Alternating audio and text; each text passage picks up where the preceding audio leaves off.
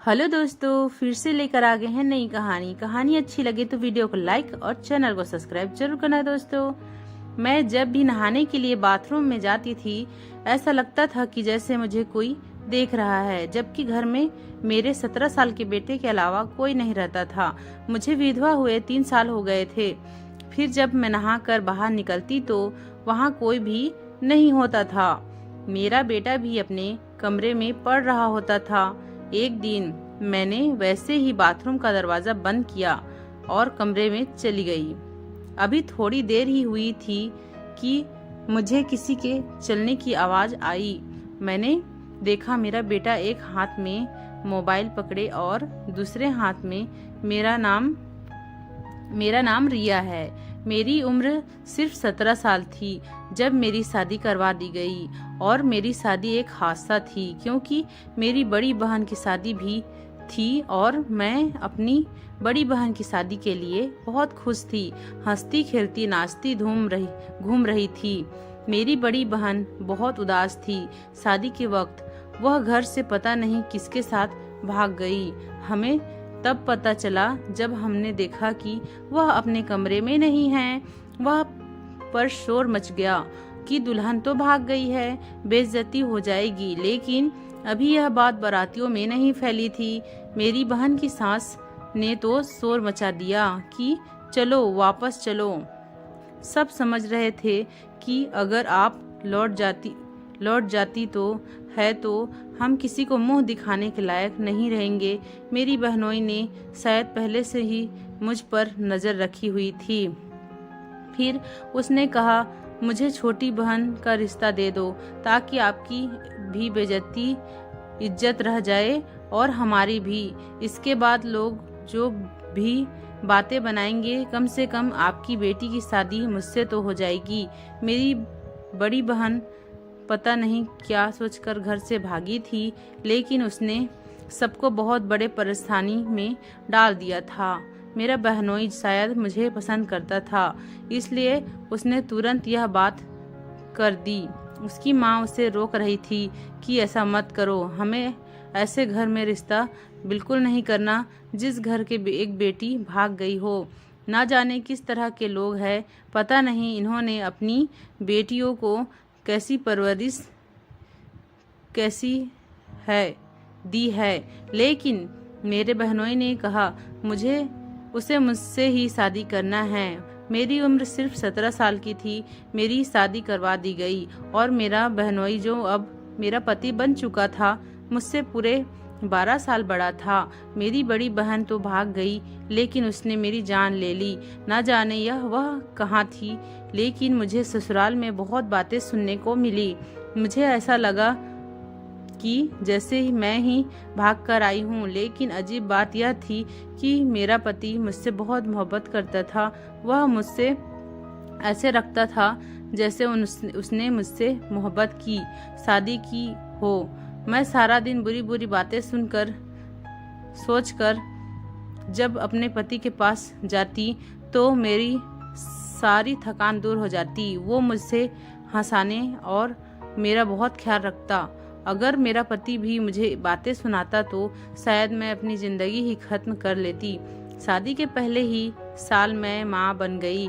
Doctor का कहना था कि बच्ची की उम्र कम है, इसलिए कुछ कह नहीं सकते।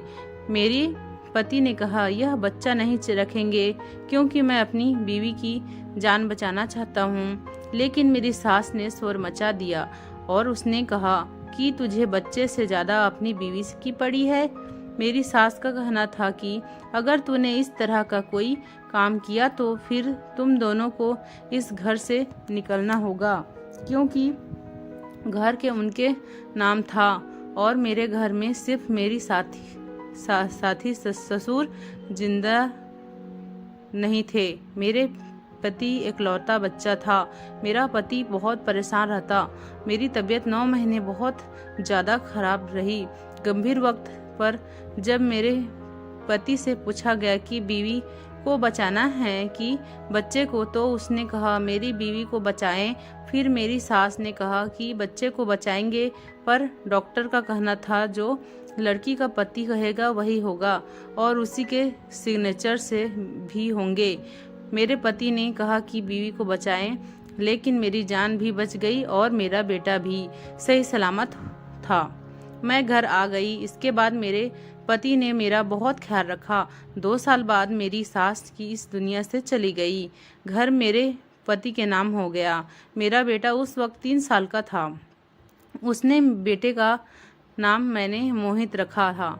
मेरी सास के जाने के बाद मैं और मेरे पति घर में बहुत ही खूबसूरत जिंदगी गुजार रहे थे, लेकिन ना जाने हमारी खुशियों को किसकी नज़र लग गई और 4 साल बाद मेरा पति एक हादसे में चल बसे। यह मेरी जिंदगी का सबसे बड़ा दुख था। मेरी औलाद इस वक्त 7 साल का था। मैं बात बता नहीं सकती कि मैंने किस तरह इस दुख के साथ अपनी जिंदगी गुजारी। मैंने दोबारा कभी ना शादी करने का फैसला किया। मैं बहुत कम उम्र में विधवा हो चुकी थी। माँ बाप ने कहा कि तुम अपना बेटा हमें दे दो, हम इसके माँ बाप बनकर इसको पाल लेंगे, तुम दूसरी शादी कर लो। लेकिन मैंने अपने पति से वादा किया था कि मैं अपने बेटे को बहुत ख्याल रखूंगी और अब मैं अपने पति के अलावा किसी और के बारे में सोचना भी नहीं चाहती थी। मेरे लिए यह बेवफाई के जैसा था। मैं अपने पति की यादों में के साथ ही बेवफाई नहीं करना चाहती थी। वक्त गुजरने लगा। पहले मेरी माँ इस दुनिया से चल बसी और इसके बाद मेरे पिता भी। जिंदगी ने मुझे बहुत गम दिए, लेकिन किसी के पीछे कोई नहीं मरता। मेरे माँ बाप की जायदाद और घर भी मेरे हिस्से में आ गया। उनके पास ज़्यादा कुछ नहीं था, लेकिन जो कुछ भी था वह सब मेरा हो गया, क्योंकि हमारा कोई नहीं भाई या नहीं था। और मेरी बड़ी बहन जब से घर से भागी थी, किसी को पता नहीं था कि वह कहाँ है। मेरी माँ कहा करती थी कि न जाने कहाँ होगी, पता नहीं जिंदा भी होगी या नहीं। घर से बाहर जाने वाली लड़कियों के साथ जमाना बहुत बुरा हाल करता है। अगर वह किसी बेटी की माँ बन जाए तो उसकी बेटी की जिंदगी बर्बाद हो जाती है। सब यही कहते हैं कि तुम्हारी माँ को घर से भागकर आई थी। मेरी माँ अक्सर मेरी बहन के लिए मिन्नत करती, लेकिन मैंने अपने पापा की जुबान से कभी उसका नाम तक नहीं सुना था। मैंने अपने घर वालों की इज्जत बचाई थी, इसलिए मैं उनकी लाडली बेटी थी। वक्त गुजर गया। मेरा बेटा 17 साल का हो गया। घर में सिर्फ मैं और मेरा बेटा ही रहते थे। मैंने भी माँ बाप की तरफ से मिला हुआ घर बेचकर बाजार में 2 दुकानें ले ली और दुकानों के किराए से मेरा घर चलता था। पहले तो किराया बहुत ही कम था और घर चलाना मुश्किल लगता था, लेकिन वक्त के साथ यह लाखों में हो गया। हम 2 लोग थे, इसलिए ज़्यादा खर्चा नहीं था। बच्चे को स्कूल और उसके बाद कॉलेज भी भेजा कि वो पढ़ाई करे, इसकी अच्छी नौकरी लग जाए तो मैं एक प्यारी सी बहू के ले आऊं, ताकि इस खेल की खामोशी खत्म हो जाए। अकेले रहकर अचानक दिन घबराने लगता था। गर्मी का मौसम हो या ठंडी का, मुझे अचानक बहुत गर्मी होने लगती थी, इतनी कि मैं तुरंत नहाने के लिए चली जाती थी। जब तक शरीर पर पानी गिरती रहती तब तक सुकून रहता। डॉक्टर से पूछा तो उसने कहा, आपने ज़िंदगी में बहुत दुख झेले हैं। पहले आपका पति और उसके बाद आप माँ बाप चले गए।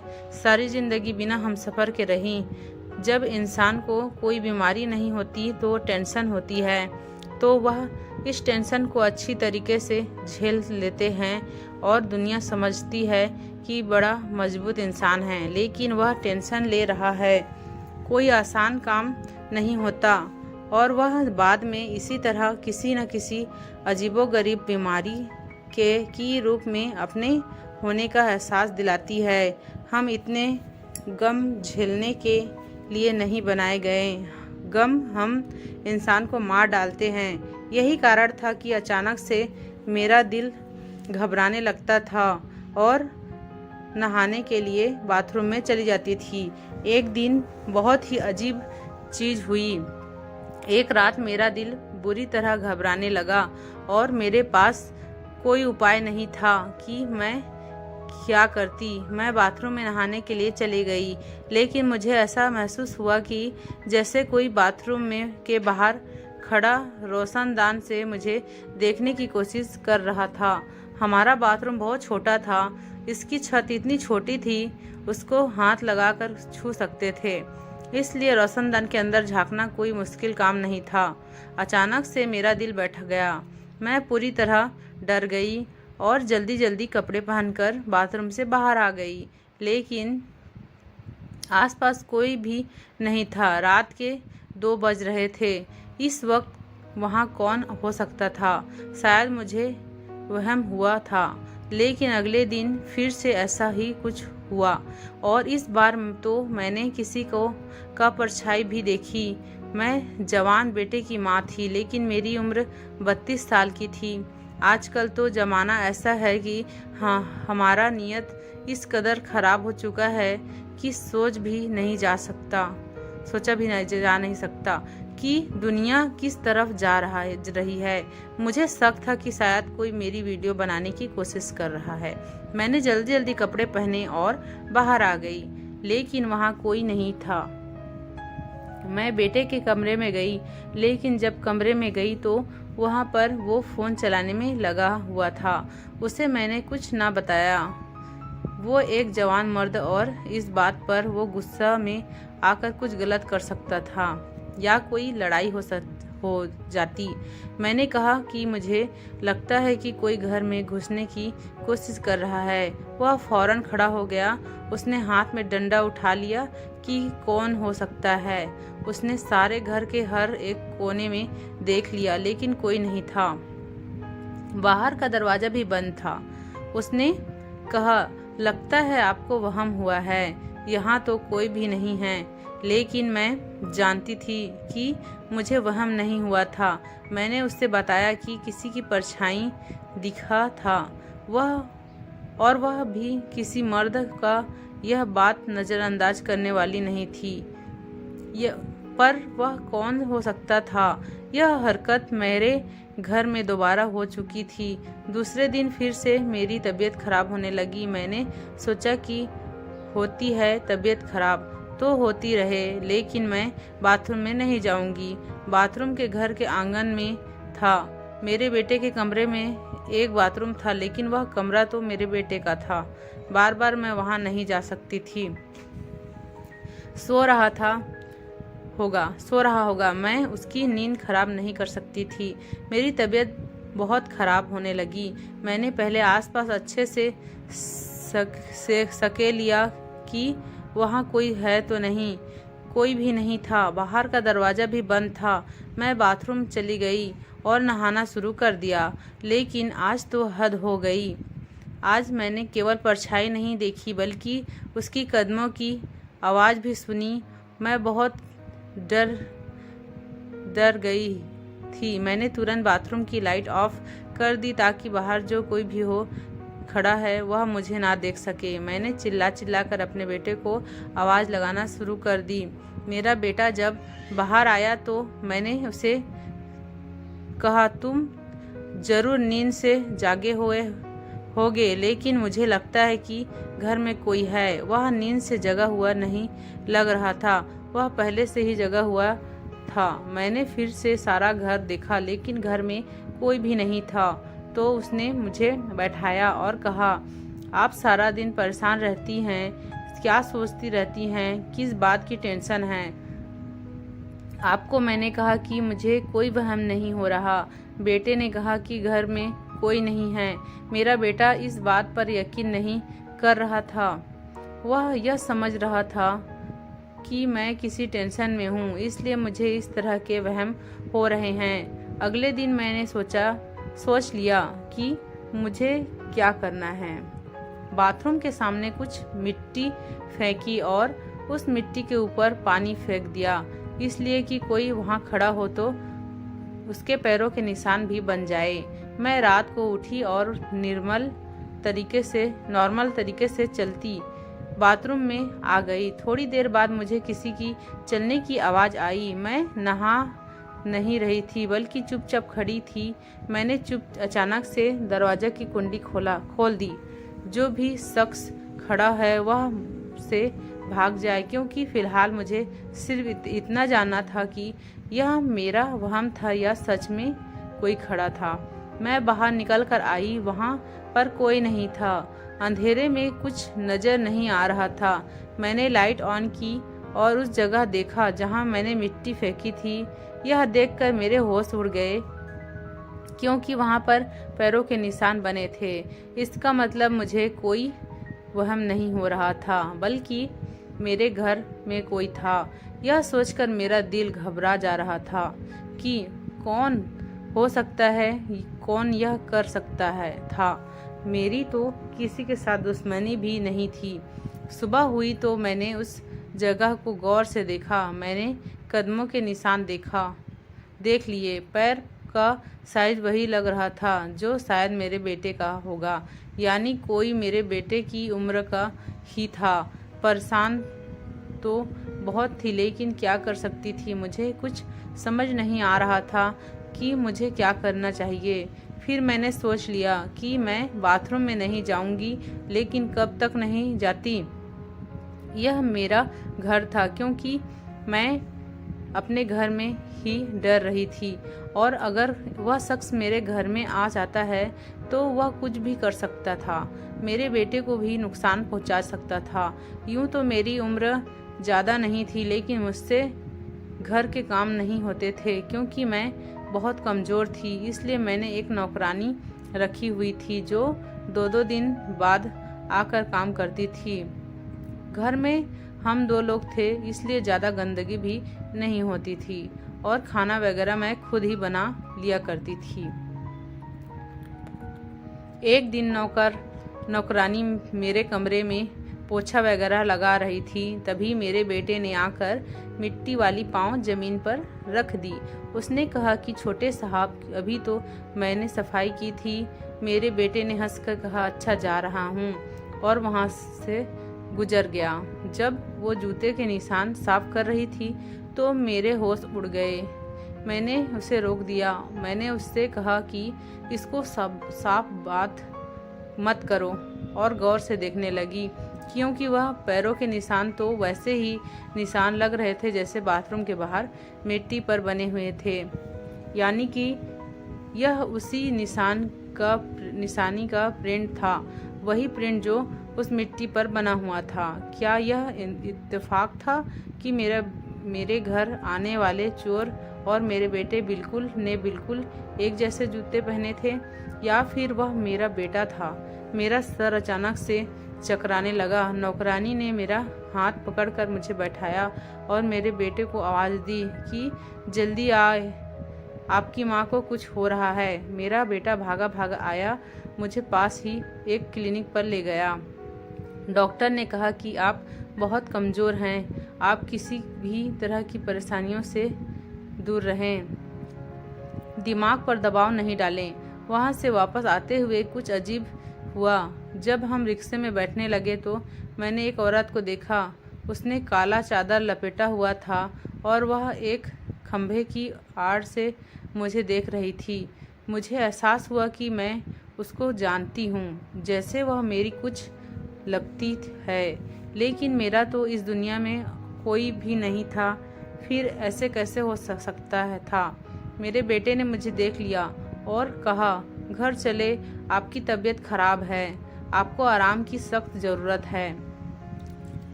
मेरा बेटा मेरी कितनी फिक्र करता था, इतनी घटिया हरकत कैसे कर सकता था?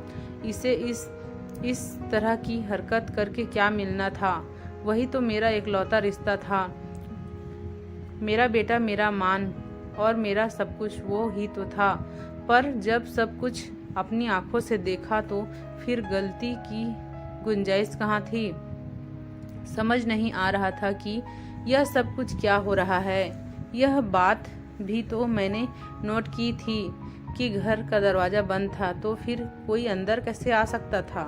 और जब भी आधी रात को मैंने अपने बेटे को जगाया कि घर में कोई है, तो मेरा बेटा सो नहीं रहा होता था बल्कि जाग रहा होता था। और फिर उस मिट्टी पर बिल्कुल वैसे ही जूतों के निशान कैसे आ सकते थे जैसा जूता मेरा बेटा पहनता था।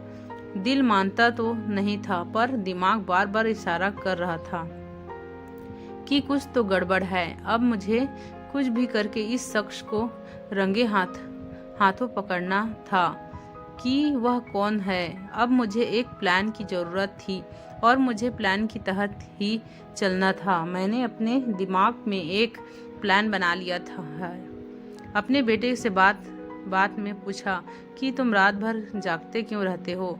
उसने कहा, मैं पढ़ाई करता हूँ। मैंने कहा कि आज तुम्हारा कोई काम नहीं है ना? तो उसने कहा, आज कोई काम नहीं है, आज मैं सो जाऊंगा। मैंने कहा, ठीक है।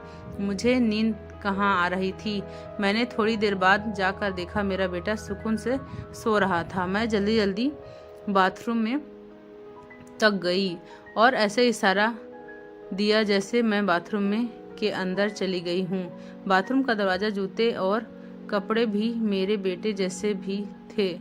इसका मतलब कि वह मेरा बेटा ही था। उसके हाथ में फ़ोन था और वो रोशनदान तक अपना हाथ ऊंचा करके वीडियो बनाने की कोशिश कर रहा था। वह अपने काम में बहुत मगन था। वैसे भी जब इंसान फ़ोन में लगा होता है तो दुनिया के बारे में भूल ही जाता है। मैं फौरन उसकी तरफ बढ़ी और तुरंत उसे डंडे से मारा। वह शख्स वहीं पर गिर गया।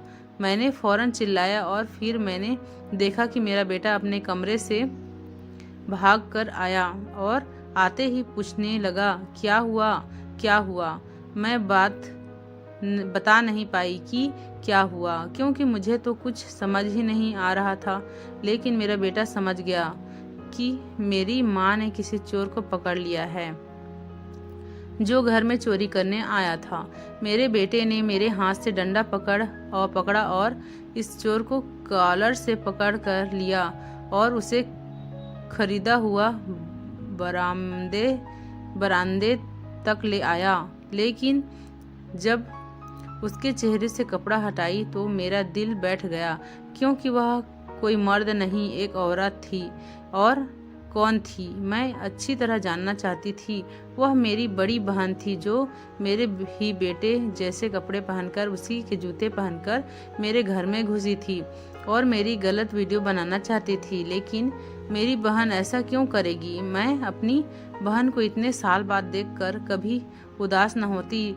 मेरे दिल में जितने भी शिकवे थे मैं इसे माफ़ कर देती, लेकिन इस तरह देखकर मेरा दिल बुरी तरह तड़प उठा था। मैंने 15 साल बाद अपनी बड़ी बहन को देखा था, उस बहन को जिसको मैंने हमेशा से ही बहुत प्यार किया था। बचपन में इसके साथ खेलती थी, अपने दिल की बात किया करती थी।